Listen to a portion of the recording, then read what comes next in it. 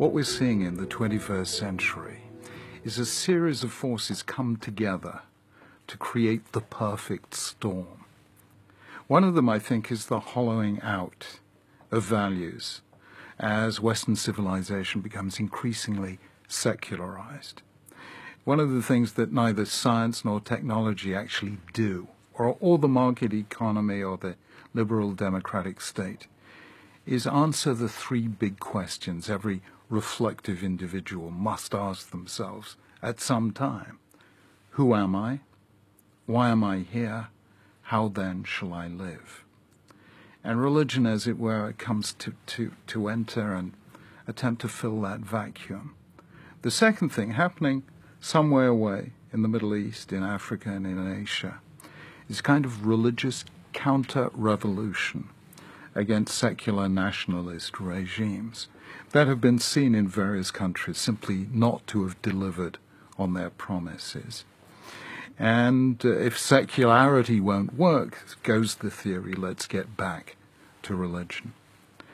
Normally, this would happen and we'd have little conflagrations, local bonfires, if you like. This is not a forest fire.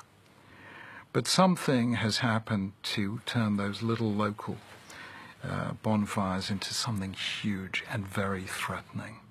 And that something is the appearance of instantaneous global communication, the social networking media, that allow very extreme voices to become amplified and to be broadcast across the world and pick up support across the world. This is the challenge of our time. We are seeing not just climate change in the geographical and environmental sense, but in the spiritual sense.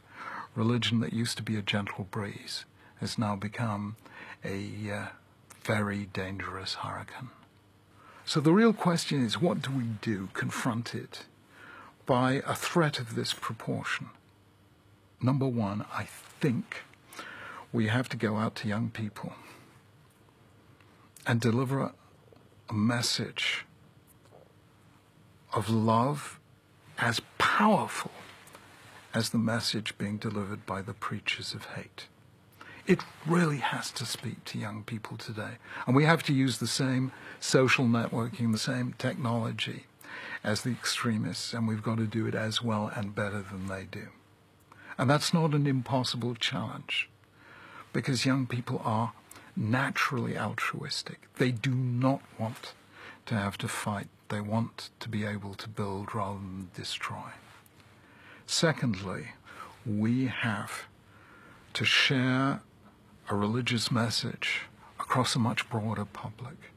We have to make common ground with secular humanists who are equally concerned for the future of our world and its freedoms.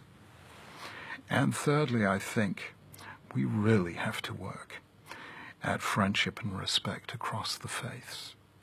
Judaism, Christianity, and Islam have a fraught and troubled history. I call it a history of sibling rivalry.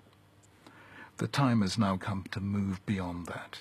Brothers and sisters do not have to fight. We can live together in peace. I have tried to protest against what I see as a fundamental desecration of God's name. How much longer will we kill in the name of the God of life, wage war in the name of the God of peace, and practice cruelty in the name of the God of compassion? We, from all faiths, have to come together and say, this is not the only way. It is not the best way. It is not God's way.